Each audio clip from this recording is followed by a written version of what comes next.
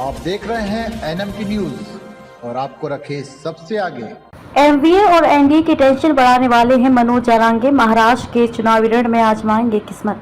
मराठा आरक्षण कार्यकर्ता मनोज जारांगे ने गुरुवार को कहा कि आगामी महाराष्ट्र विधानसभा चुनाव के सिलसिले में रणनीति की घोषणा 29 अगस्त को की जाएगी। उन्होंने कहा कि वो और उनके समर्थक उस राजनीतिक दल या नेता का समर्थन करेंगे जो मराठा समुदाय के लिए आरक्षण के पक्ष में होगा।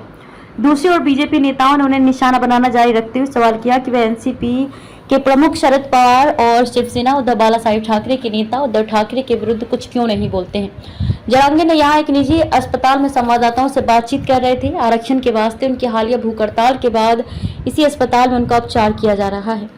उन्होंने कहा कि हम 29 अगस्त को विधानसभा चुनाव लड़ने की अपनी रणनीति घोषित करेंगे और इसके लिए एक बैठक होगी। हम अपने उम्मीदवार मैदान में उतारेंगे, साथ ही उन लोगों के साथ खड़े होंगे जो मराठा समुदाय के साथ खड़े हैं और हमें लिखित में देंगे कि वे मराठा आरक्षण का समर्थन करते हैं, चाहे वो किसी भी जाति या समुदाय से हो। मुंबई में बीजेपी विधायक आशीष शेलार ने सवाल उठाया कि क्यों जारांगे ने उन लोगों के खिलाफ एक भी शब्द नहीं बोला जिन्होंने मराठा समुदाय को आरक्षण दिलाने की कभी कोशिश नहीं की।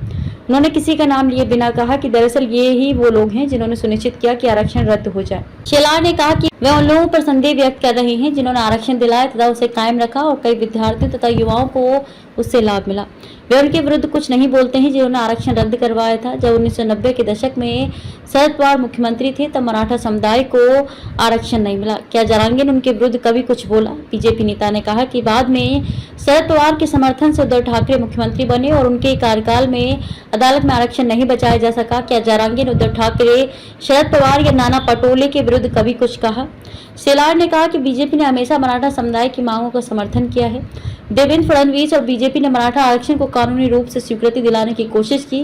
जब तक जारांगे आरक्षण की बात कर रहे हैं हम उनके साथ हैं, लेकिन जिस समय वे सीमा लांघेंगे और राजनीतिक बयान देंगे हम भी सीमा लांघने के लिए मजबूर हो जाएंगे।